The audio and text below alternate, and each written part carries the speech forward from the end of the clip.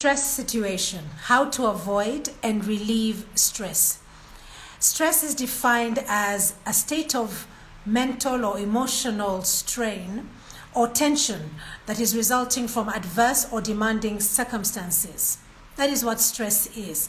It is a natural body reaction, and we respond in various ways. One of them is physically, another is emotionally, and another one is intellectually.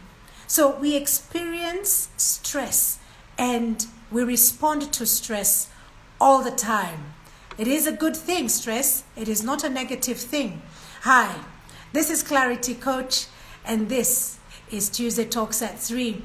Welcome to the Stress Situation April series, episode 2. And today we're going to be talking about avoiding and relieving stress. Now, last week we talked about identifying what stress is and the misconceptions. We went ahead to be able to identify further the causes of stress in our lives. We even went ahead and listed red flags. And these red flags, if left unchecked, can lead to depression. We hope that you will be with us for the 4 series that we're going to go through, the 4 episodes of this series that we're going to go through. We'll be looking at also healthy ways to handle life stressors and also mental and health as a whole. So we do want you to come on board. It's good to see you all here. Welcome, Kavi. Welcome, Esther. Great to see you. Priyanka, good to see you here. And Patsy is our guest today. And as I bring Patsy onto the screen today, because she is the one who is taking us through this series, this stress situation series, I'm just reminded of the powerful session that we had in the last episode. Visit my YouTube page and you will be able to see the last episode where we identified stress. It is a good place to start. Because today, as we are going into the coping mechanisms of stress, it'll be important for you to understand what is stress. Exactly. So I'm just going to invite Patsy to the screen. And let me just see.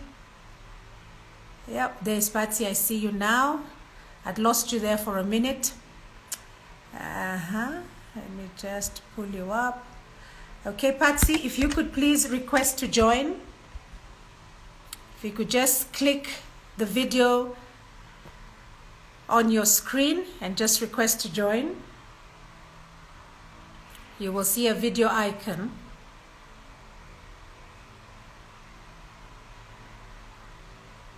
So as Patsy is requesting to join, I just want to introduce her, a psychologist at Kenya Utalii College. She's a certified professional trainer. She holds a certificate in addiction counseling, and she holds a diploma and a Bachelor of Arts degree in counseling psychology. Now, today we seek to know how to avoid and relieve stress or cope with stress. And the question today is very simple. We would like you to share your answer and perhaps any more questions that you have, and we shall purpose to respond. The question today is for you: how have you managed stress? How have you managed stress? Share with us and let us engage. There, I see Patsy's on the screen now. Welcome, Patsy. Good to see you here. Thank you. Good to see you. Yes, it is a beautiful afternoon, and it's good that we are talking about matters stress. And last episode, you were very candid with the different causes of stress. And I do hope that our viewers have had time to go through the different causes of stress, because today we are dealing with something totally different. We want to know how to cope. Now that we are stressed, how do we cope? But Patsy, something interesting happened to me this morning. And as I was preparing, I was sharing my stressors. Yes, like, in our last episode, you talked about stressors. I was sharing my stressors and my stress with my colleague. And as I was sharing with her, she was very calm. She didn't seem to be passionately moved, emotionally moved. She didn't seem to be as stressed as I was. And because of that, I was finding myself even explaining more how I'm feeling. Then I remembered something that you mentioned last week, in that stress, we all react to stress differently. We perceive stress differently. So I could be very stressed, like I was this morning. And I was stressed. It was something so simple, but it really stressed me. You see, Patsy, I am melancholic. This is my temperament. And I am borderline sanguine. So being a melancholic and that being the major temperament that I have, and for the audience, if you look it up, a melancholic is borderline perfectionist. That is me. I like to dot my I's and cross my T's and go over and over the same thing. And that means I become a deep thinker. I overthink things at times, that an opportunity presents itself to me, but it then disappears while I'm still overthinking. This is a melancholic for you. So the thing that was stressing me in the morning is because I had aligned certain things to be done by yesterday. And as of this morning, they hadn't been done. And this was a cause of stress for me. I remembered the word stressor, I remembered the word stress, and I remembered the different things on the perceptions of what stress is for different people. And so for her, you know what she said to me, Patsy? She said, Yes. Lucy, there are many other things to be stressed about in this world. Oh, that was just like a punch to my stomach, as if she was downplaying my stress. But you know, she made a lot of sense. This is what stressed me. It does not stress her. So, Patsy, I ask you, why this different temperament? Why is it different from one person to another? What makes it different? Why did she not get my stress the way I was feeling it? Talk to us, Patsy. Good afternoon. I'm glad to be here again today. And I'm just saying that just like what you have talked about, we may look at just two types of people. We'll not go into the details of the many traits of, personalities. We'll just look at the normal ones, which is the introverts and extroverts. So we will look at an introvert is somebody who is unreserved, somebody who enjoys, who is outgoing, and who enjoys social interactions. That's an And extrovert. An extrovert that's is an extrovert is yes. somebody who is outgoing and enjoying life and the center of the party. Yes. Somebody who likes being in the company of others, right? So then we look at an introvert. An introvert is the opposite. This is somebody who is reserved, somebody who is comfortable focusing on their inner thoughts and ideas rather than what is happening externally. And therefore, for that person who is an introvert, they take their time.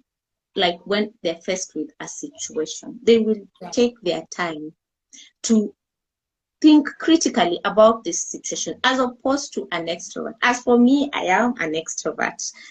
Yes, I know I am an extrovert because I love talking, and that is why we are here talking. Would you believe it, Patsy, that I am an introvert? I am actually an introvert, and many people don't believe it. And when I do my coaching sessions, I say you can actually choose the temperament or the personality that you want to portray at that moment. So when I need to step up and be an extrovert, I'm a fantastic extrovert. But when I reboot, I am an introvert. I enjoy my own company. I don't want to be the center of attention, which sounds weird because right now I'm on the screen and you are my guest. I should be an extrovert, but actually I'm an introvert. And as you heard when I introduced my type, I'm a melancholic. So I tend to be a deep thinker. I think so much about self. And therefore, I find for me as an individual, self-awareness comes naturally because then I understand myself because I keep on thinking and overthinking, maybe too much thinking of who I am. Yeah, well, I like your definition of the introvert. So go ahead. And therefore, the reason why we are talking about the two personalities, because it's going to help us to understand ourselves, especially when we are faced with a stressful situation or a stressful situation. And I'm glad that you can still resonate with the issue of self-awareness, because this is what will help an individual. When you know yourself, you'll be able to know how to handle stress when it comes to your life, and especially when you also understand your personality. And something else which you have mentioned, Lucy, it is true that you can have both personalities, depending on what is happening to you. Because as you're saying, you're a coach, yes, you'll have to be an extrovert because you have to talk to us. And therefore, and again, it is good you also understand yourself, because introverts are people who they are not, it's not that they're reserved per se, because they are, they still talk to people, they still open up to people they are comfortable with. And therefore, you can decide on what you want depending on the situation at that time. And it is important that because we have brought about these two personalities, it is important, again, we look at the traits. The traits, let's start with the traits of an extrovert. An extrovert enjoys social settings. Mm-hmm. And in this case, we will be talking about the traits, and we look at how they can handle stress based on the trait they have at that time. And therefore, for example, if you're stressed and you are an extrovert, you will be able to talk about your issue.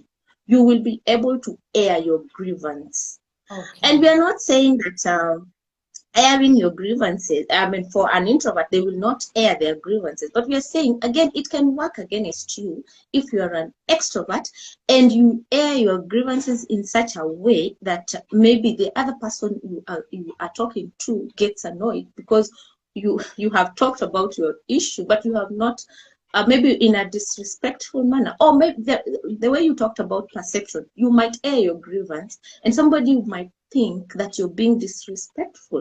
Therefore, we are saying you could be an extrovert, but when you're airing your grievances, again, you look at the tone, even the tone of the way you're articulating your issue. It can still bring issues. It can work against you. That's what we are saying. It is a good thing, yes, for an extrovert, but again, check on how you're doing it. And then for extroverts, they don't need the me time, the alone time, because they don't have that time. They are just, if they are stressed, they want to take care of that stress at that time. Therefore, they will not take time to go and think about what is stressing them. They will just talk about their issue there and then. It has its own advantages, and again, it has its own disadvantages. So we're just looking at the traits as we go by, so that we know, you know yourself and you know how to handle stress depending on your personality.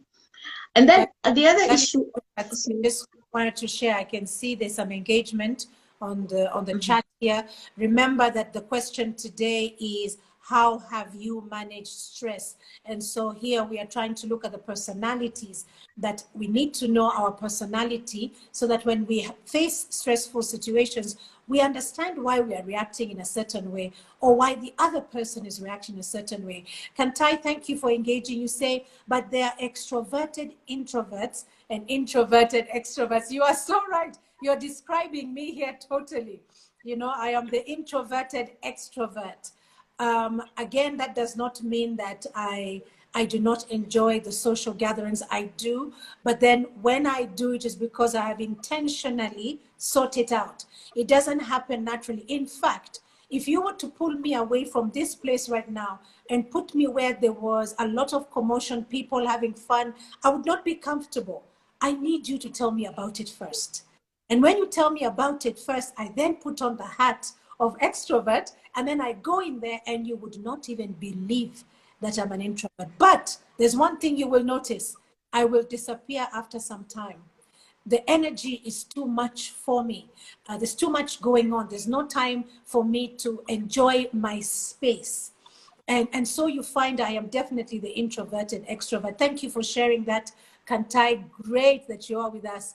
Esther, you say, Kantai, Patsy said they would be focusing on the two major groups when she started explaining. Yes, because as Patsy mentioned, there's quite a few personalities, but for the sake of our session today, Patsy is going to use introvert and extrovert as the examples of personalities to show us how each person then copes with stress differently. Thank you for pointing that out, Esther, and also coming out from the example that I gave this, what happened to me this morning, where my colleague could not understand where I was coming from. And her takeaway was very different from mine. But I thank God that I remembered our last episode and I drew from that wisdom, and therefore I was okay with the discussion. Maybe it could have worked out differently if I was not part of last week's episode. Well, we were going on, Patsy. Please take us through it. Okay, thank you. We were talking about the traits of an extrovert. The other trait, which is a bit obvious, is they prefer to talk about their problems. Extroverts, they prefer to talk about their problems, which is a plus on their side. And we also have the other trait is they are optimistic. Optimistic because they hope for the best. The reason being you are able to see that because they will talk about their problems. But for introvert, I'll still talk about the traits for introvert, but it's important that we compare them here. It's not that they are not optimistic, but because they keep to themselves, and sometimes they can easily be, the traits, I mean, their thoughts sometimes can easily become negative because you're doing it on your own. So it will depend on your perception. If you're stressed and these are your inner thoughts, it's very easy to get those intruding thoughts or negative intruding thoughts because you're on your own. Nobody is there to point it out to you that there is hope or there is, you should look at life optimistically. Yeah. The other one is they're not afraid of taking risks. The extroverts, they're not afraid of taking risks because they don't have time to think about what will happen, like as a person. They will just look at a situation and say, so be it. And maybe they have shared with a friend and a friend has told you, go for it. So they don't have time to think critically about. So they can easily take risks, and the risks could be mostly, okay, we'll say they could be, the outcome can be positive or negative, but we always hope that taking a risk, of course, is also a risk. But it is good to take a risk. So they can easily take a risk. The other trait for an extrovert is they are very flexible. They can easily change their mind. Like when they're faced with a situation and maybe somebody tells them that don't go this direction, they're very fast to adjust. Yeah. So those are the traits that I have for an extrovert. You're talking to me, Patsy. Totally, you're talking to me. Like I said, you are an extrovert. I am an introvert. By the time we are changing a plan, we need to have had a discussion. We cannot just change this plan. And if the situation is a crisis situation where we have to change the plan, whether we like it or not, then I don't feel aligned. I don't feel comfortable. I go around feeling there's something wrong, like I'm carrying something on my shoulder. And until I come to terms with the fact that I did something that was not characteristic of me, until that time, I'm very disturbed. Until I come to realize. But the self-awareness is a very deep thing, Patsy. Because I am aware of my personality traits, when something and I feel this, how do I say, unsettled feeling within me, I start to retrace what has happened today, what thought has crossed my mind, but only because now I am self-aware. And did you know that out of 10 people, 9 of them think they are self-aware when only 1 person is self-aware? That's a statistic, Patsy, that only 10% of people are self-aware. So when I came across this statistic, I started digging deep and wanting to understand myself. Who am I? And wow, I introduced myself to myself, if that makes sense. I began to know myself even better. And there were certain traits I did not like at all about myself. But they make up who I am. They are part of who I am, the good and the bad. But now I know them. Now I don't hide them or push them under a rug. Now I embrace them and I work on them. I know what my trigger is. So it's very important that you know whether you're an introvert or an extrovert, or whether you're an introverted extrovert or extroverted introvert. It's so important. And I hope these terms that we are using with Patsy are simple enough for you to remember and go online and Google and learn more. Because once you know about the introvert and the extrovert, you will know which one you lean towards. And next time, when you get stressed, you will be able to relate, I'm the optimistic one. I am the hopeful one. But my spouse is an introvert. He or she doesn't talk. Therefore, for them, it is easier for them to go into this downward spiral of thinking that they are alone, yet they are not alone. Oh, Patsy, you're opening me up so much. Okay, so we are going into introvert now. So you're going to share with us some things about an introvert. Let me hear myself now being described. Okay. For personality traits of an introvert, we have they need plenty of time on their own. In this case, we may give an example, like in terms of stress. Maybe you have been given an assignment by your boss, and you feel that you're supposed to say there and then that whether you're going to do the assignment or whether it's going to be the deadline. By the time the deadline that has been given, you'll be able to complete that assignment. And your boss might not know you, might not know your personality, right?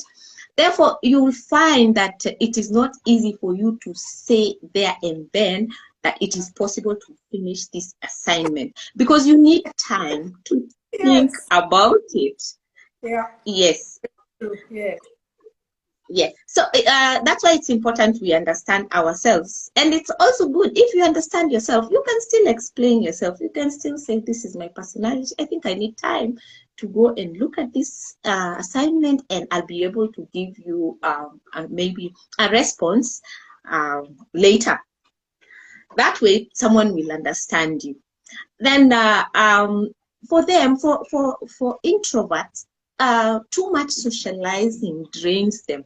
Yeah. It is important, as you talked about, Lucy, you talked about self-awareness. And when you have a friend who does not want to socialize, who is an introvert, and maybe you were supposed to go somewhere, maybe your friend tells you that, I don't think I want to join you. It is important also to understand where they're coming from. That's why we are here discussing personality, so that even our friendships can thrive when we understand each other, or when we understand ourselves. They also are for the other trait for introverts. They have a hard time resolving conflicts, because they're quiet people. In fact, most of the time they will avoid conflicts. And again, we know the dangers of avoiding a conflict, because there are positive ways of resolving conflict. So an introvert will go around the problem and avoid it. And of course, when you do that, you know the consequences of not resolving a conflict. Yes. Yeah. So and on all this we are discussing, it's surrounding stress. So as we discuss, think about stress. So when you're stressed because of a conflict, you're supposed to resolve it. And then the other thing we need to understand about introverts, they work better on their own. Yeah. Like now you can decide that you want an assignment to be done in a group. And when you understand that this person is an introvert, it is important that we know that they work better on their own. So in that same team, you can still give this person their own assignment and let them do it on their own and bring it. We're just talking about things that should happen. But of course, when you've been given an assignment as a team, it's not easy to do this. But it's good that we understand different personalities, especially in a team. And then they also prefer a close circle of friends. You know, yes. there are times you will wonder why this person only has few friends, or maybe even one friend. And that is because of their personality. So that is also a trait among one of the traits for introverts, that they prefer a small circle of friends. Don't start asking yourself, why is it that Lucy only has two friends or one friend where she's working? No, no, no. That is now as a personality. That is a trait of an introvert. And then the other thing also, they prefer writing as opposed to talking. You know, like you could go to meetings. Yes. They don't like talking. So it's important that we also understand that there are those people who don't want to talk. Oh, not that they don't want to talk. They're not able to talk, especially in meetings. You've seen sometimes in meetings, people are asked to talk and they feel, they even say they have nothing to say. But I think we should be asking them, are you able to, is it possible for you to write what you would want to say? Yeah, and also the last but not least on the traits is they have what you call deep emotions. Their emotions go deep, and in this case, it is possible for them to easily get into depression because they think deeply. They look at situations deeply. And of course, this is happening in their mind, remember, because they are not able to talk. So it is very easy for an introvert to slip into depression. Yes, very true. Thank you so much, Patsy. And I can see Kantai and Esther are introverts just like me. We are relating right now. It's not that we cannot talk, it's just that we are very careful about the words we are going to use. So we know that these words can always come back to mean that because we are deep thinkers, that we have to execute on the words that we said, because we end up being quite loyal. So you are rather better off having written something. So when I go into a meeting and there's no agenda, I'm not comfortable. I need to know an agenda of a meeting before I go in. And once I go in, I do not know how to wing it. When I'm given an agenda, I'm able to understand what is expected of me. And I've gone in and I've weighed the pros and cons that maybe Patsy will ask this question. Maybe she won't. Maybe she will want this information. I am prepared. So if you just pull me from somewhere and you say, hey, by the way, I was meant to go for a 3 o'clock appointment. Can you go in for me? Do you know what I say to you automatically? And I hope you're listening, Kantai, because I can see your question here was very, very specific. You said, thanks, Lucy and Patsy, for this important discussion. If you kindly help me demystify how introverts like me and Lucy, in this case, can soberly stay afloat through day-to-day interactions. So here's an example, Kantai. Somebody has pulled me and said, oh, go in for the meeting, step in for me. Because they believe that I know the project, I can talk about it. I tell them that I will carry in my notebook and my pen, and I will take down notes. And if there are any questions, I'll ask later. But if they had picked somebody like Patsy, Patsy most probably has the same information I have about a project, but Patsy will go in there and speak. I will take down notes. And if there are questions later on, I will deal with them. So Kantai, that is one way. Another way where she had said, I'm writing down my notes here. Another way that Patsy had mentioned here is having deep emotions, because we think deeply. And there's a comment here that you made. You said, see, in seclusion, we are okay. But as we interact with people, in my case, as an empath, I absorb different energies and they definitely affect my interactions and outcomes. Yes, because you are deeply emotional as an introvert. Now, it's different levels of emotion. You might have deeper emotions than me, but in the corner of emotions, that's where we live. And we think deeply. Whatever it is that we don't do it lightly. We have put thought into what we are going to do, Kantai. And when we don't deliver on that, we don't feel aligned. And Esther is full of fun. You see, Esther is on the other side of introvert. You see how we can have a different gauge of introverted people. Esther says, no wonder I hate phone calls. We as introverts prefer to write than talking. Now I know. And Kantai closes it off by saying, being neurotic and empathic is probably the hardest thing to be in such a harsh world. Yes, it is, but then we have coping mechanisms. And Patsy is going to be taking us through some coping mechanisms right now to help us to cope with stress. Now that we've identified, number one, in our last episode, what stress is, we've identified the causes of stress. We've identified the red flags, which if unchecked, can lead us to depression. Now we know our personalities. Now, Patsy, take it away and share with us how we can cope. What kind of coping mechanisms are there available for us?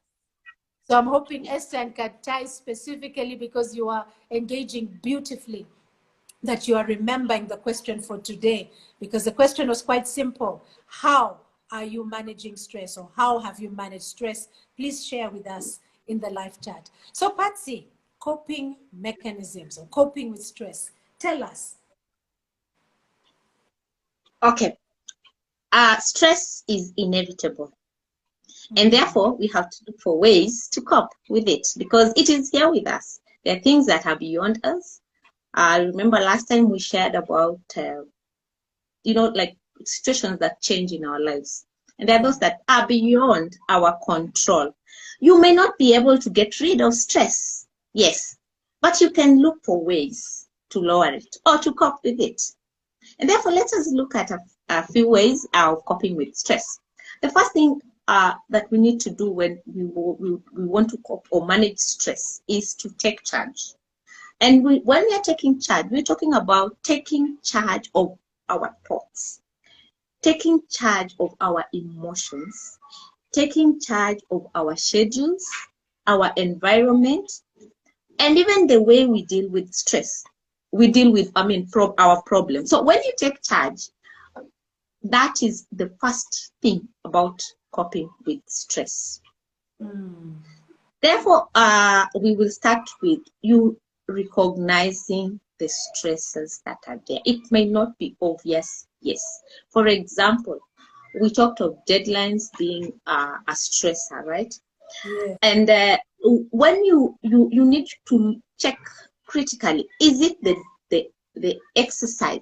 Are they the tasks that are giving me stress? Or is it the fact that I am the one who is procrastinating to do this work? Therefore, it is important to now check, where is this stress coming from?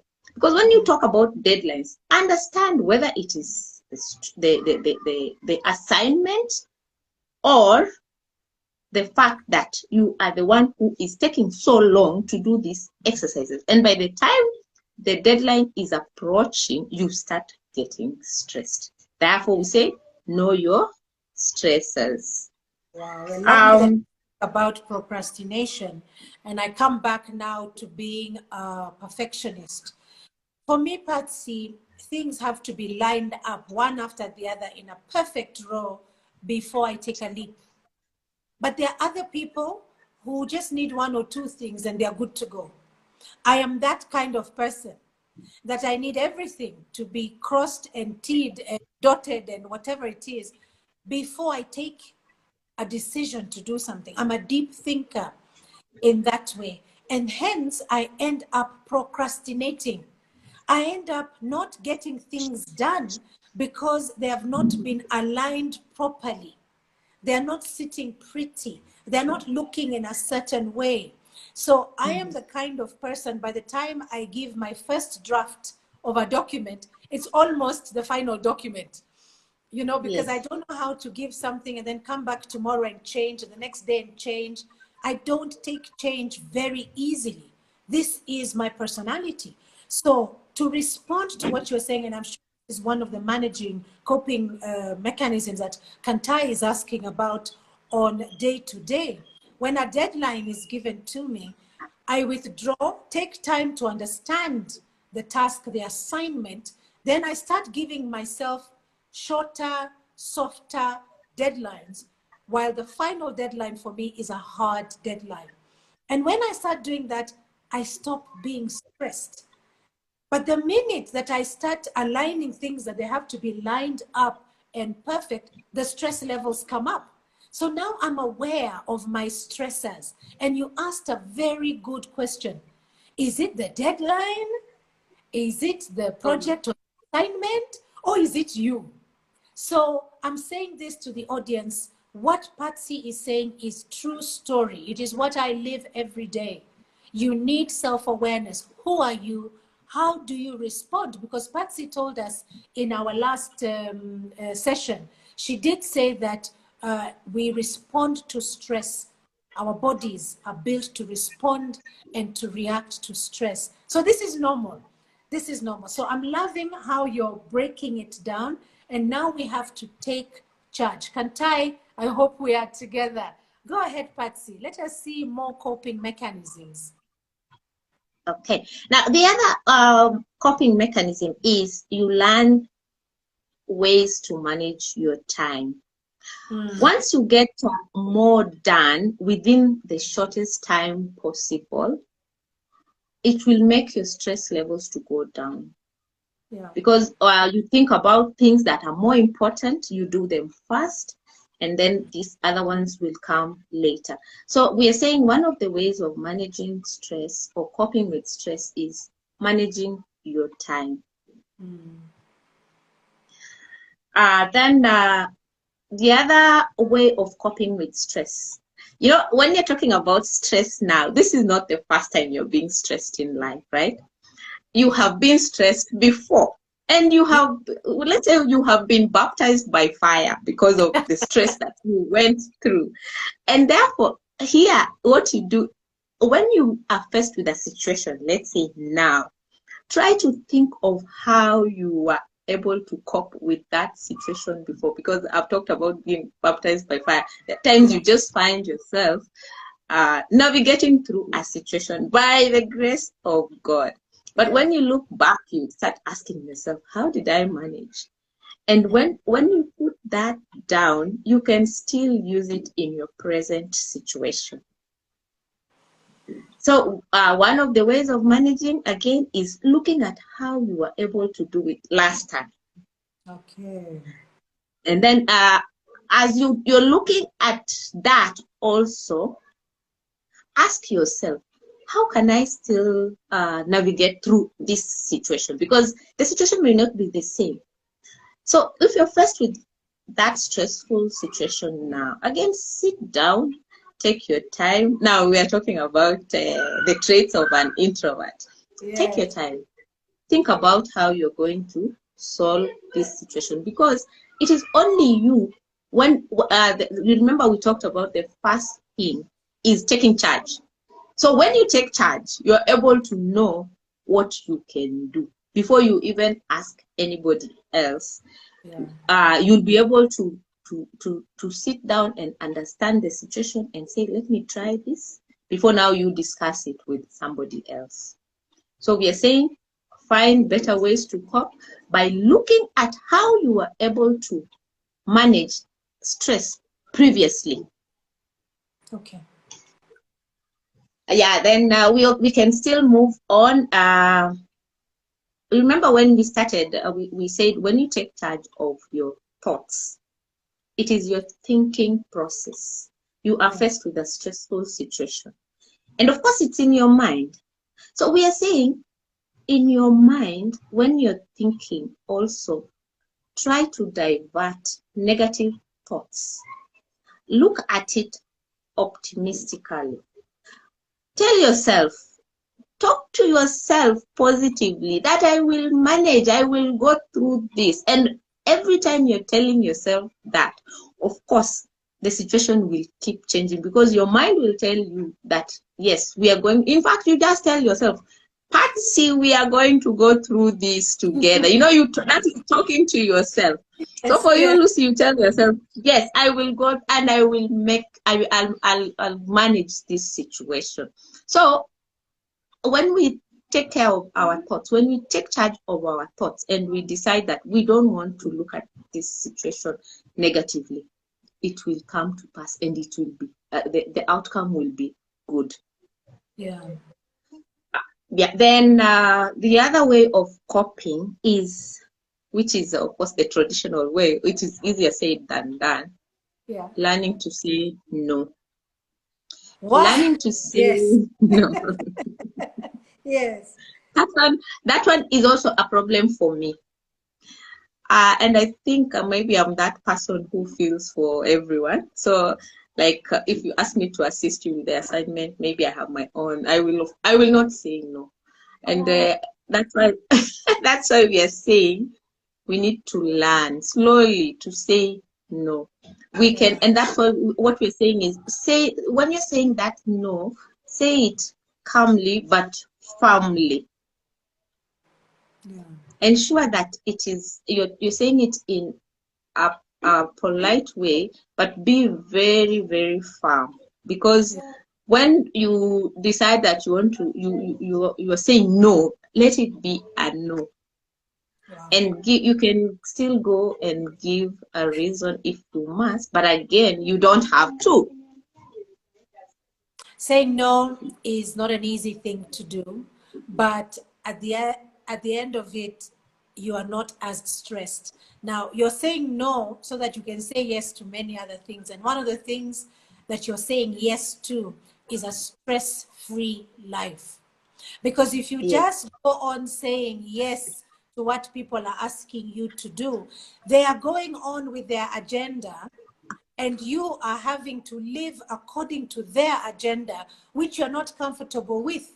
You wish you had said no. How many times, Patsy, have you sat back and said, what have I done? You know, I should have refused this thing from day one.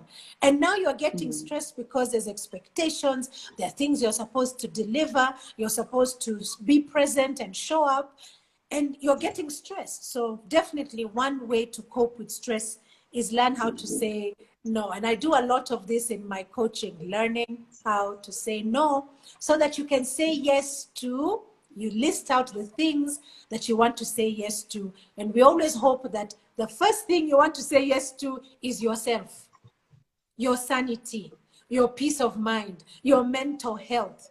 Because when you say no, this is what you're doing. You're protecting yourself. Esther, asante sana, I can see you're saying very enlightening. Very enlightening. Thank you so much, Esther. Well, Patsy, seems like time is really flying today. I do know for a fact that you, as a counselor, meet quite a few people across the table, across the couch, and have discussions with them. It's not very easy for somebody to make that decision to come and see a counselor. And this is about asking for help. Can you, at least in 5 minutes, just tell us about the importance of asking for help as a coping mechanism, why we should ask for help? Why should I come to you, Patsy? Oh, thank you, Lucy. The last one, in fact, thank you for mentioning, because the last one is the last coping mechanism that I have, and it's not the least, it is asking for help. People Yes. who have a strong network of friends and family are encouraged to ask for help when they are faced with a stressful situation. And therefore, we will just move quickly to the importance of talk therapy, because when you're asking for help, it means you want to talk. And talk therapy is actually asking for going for counseling, right? Or seeking therapy, psychosocial therapy. And it is important to talk because talking will help you cope with your stress, because a counselor will look at your situation from a different perspective, because they're trained and they're able to take you through your situation. Of course, that's what we call empathy, because they will put themselves in your shoes. However, they'll still be objective, because they will point out things that maybe are stressing you, which you may not be aware. Just like we have discussed about deadlines and procrastination, you may not know that it's the procrastinating that is causing you stress. Yeah. And when you talk to a counselor, you're able to also understand your emotions, because when your emotions are giving you stress, you will not know, you will not understand better. But when you talk to a counselor, they'll be able to bring out the emotions that you have that may be causing you stress. The other issue is a counselor is able to identify the obstacles, the roadblocks in your life that are stressing you, as opposed to just talking to any other person. The counselor will be able to understand and help you to unblock these obstacles. Remember also we talked about unhealthy coping mechanisms. You remember last time we talked about, you can be stressed and you decide that you may not even decide, you just find yourself coping in an unhealthy way. Maybe you find yourself, if you were using alcohol, now you overindulge. You abuse. So when you go for yes, you abuse. And of course, even there are times people will start abusing even drugs. Thank you for bringing out the issue of abuse. They will even talk to some friends who may even tell them that, if you use this drug, you'll be able to cope better, because maybe you'll be able to find some sleep. And you remember, somebody can tell you even to use sleeping pills in order to sleep. Yeah. Yes. So you'll find yourself abusing prescription drugs. So we're not just talking about the illegal drugs. And then the other importance of talk therapy. A counselor will pinpoint the triggers that are causing you stress. Yeah. So what we're saying is the importance of talk therapy also is, when you're sharing with a counselor, counselors are trained in such a way that they also maintain the issue of confidentiality. There's nothing as bad as sharing your problems with a friend or even a family member, and the next thing you will hear, everybody in the family sharing your problem. Or maybe you just find somebody coming to ask you about your problem, yet you know that the only person you shared with was maybe a friend or a family member. Very true. Very true. Very true. Yeah. It's sad when that happens. And in fact, I am reminded of the village situation, where in the past, the times of our parents and their parents, the village is the one that took care of the human being, the individual. And so there was a lot of talking going on, that talk therapy that you're talking about. You were never alone. But today, if you remember in the first episode, I talked about our modern stresses. And our modern stresses are, nowadays we live alone. I'm alone in the house. In my car to work, I'm alone. In my office, I'm alone. Yet in the past, we were many in a home. There was always noise, and therefore we could always pick if somebody was off, something was happening.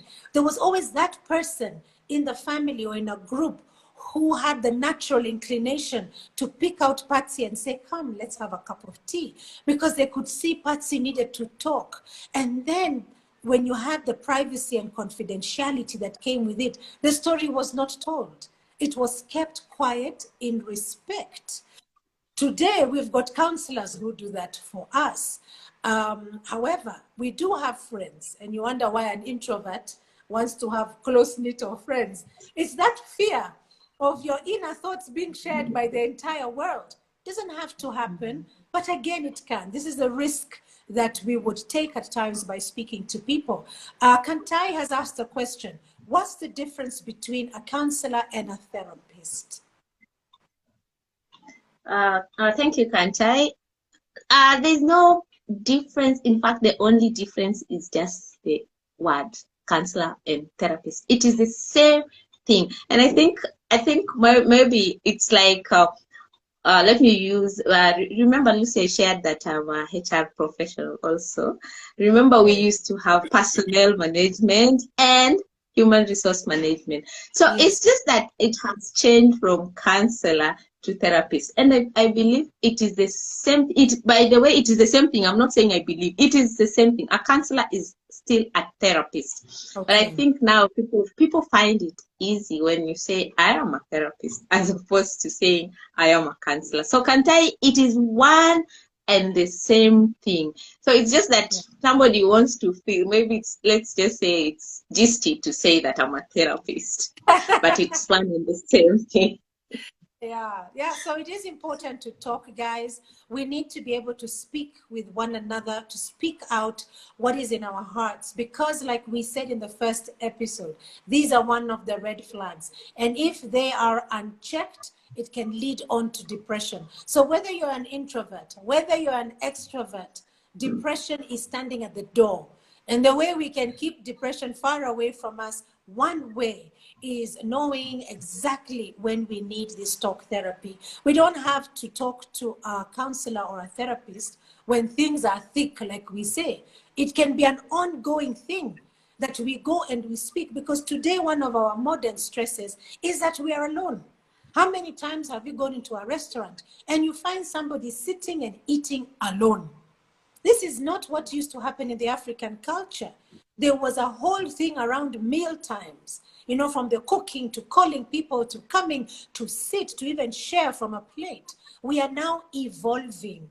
And as we evolve, there are certain things that our body has not evolved with. And one of them is that talk therapy. So it is important that when you have the opportunity to speak to somebody, you choose what to speak. And I know, Patsy, if I say this, you're going to maybe smile a little bit. There are those of us who are comfortable to speak to a stranger online, as opposed to a stranger in a therapist or a counselor's office. And why do I say this? Just look at the kind of postings that are being done on the social media today. And people are comfortable because we will never meet Patsy. This person will never ever see me, so I can share what I want to share. However, there is a downside to it. How much is too much? The measure is yours. But if you can pick another human being that you can walk into their office and be able to speak, because we are human beings, we want to touch, we want to feel. I remember when I went for my first counseling sessions, I had reached a point of pain. And my first 3 sessions, I just cried throughout. And the sessions are about 1 hour or 1 hour and a half, depending now what is going on. First day I went in, I said my name, I cried. Second session I went in, I said my name, I cried. The third time I cried. It is towards the end that I spoke. So again, speaking is in the form of either crying, laughing, but we are expressing ourselves. We are not alone. Whatever it is that you feel is your darkest secret, you don't want to talk to anybody about it, that is actually your red flag to speak to somebody. You don't have to say everything. Start slowly, especially if you're an introvert. You don't have to say everything. I'm speaking from experience of going through issues in my life, going through depression in my life, and speaking is what got me out of it. Today, I'm online speaking because during COVID, I found myself alone in a house and I didn't know what to do. But then one day I picked up my phone and I started recording myself, and I gave myself a 21-day challenge. And every day I talked into my phone for 30 minutes. And I'm telling you, this confidence that you're seeing here, this extrovertedness that you're seeing here, came from my 21-day challenge that I gave myself. Come up with something where you can help yourself, but talk. Don't hold back. If you're unable to say the words, then write. Find therapy in writing. Well, Patsy, I'm going to share the 3 takeaways that we have today. And one of them is understanding how our personality can affect stress, our stress levels. The second one is coping with stress. And I think you have really done justice to that one, Patsy. You've really done justice. And then the importance of talk therapy. In summary, what would you like to tell us, Patsy, about just managing our stress, because today I've not seen anybody sharing how they have managed their stress. In parting, what would you say to us? What I can say is, just like we said, the first coping mechanism, and I still emphasize on that, just take charge of your emotions, take charge of your time. And that way you will be able, once you manage your feelings, you manage your emotions, because that is what is happening to your mind. You will be able now to radiate that outside. And the other, maybe I'll still add on something, the importance of positive talk, self-positive talk. Whatever you tell yourself is going to impact on your life. Therefore, it is important to talk and start by talking to yourself. Yes, thank you so much. Well, there you have it. Taking control of your thoughts, your emotions, your environment, your schedule. Definitely a way of coping. Another thing is speak to yourself, and it has to be positive talk. Get used to speaking to yourself positively. You only have one life, you only have this body. You're not alone. There's help out there. Ask for the help. Go to a stranger. You don't know this counselor, you don't know this therapist. The objective is to talk. You're not alone. Get it out. If you're going in there to cry like I did, if you're going in there to laugh like I did, if you're going in there to talk and to write, go in there and do something.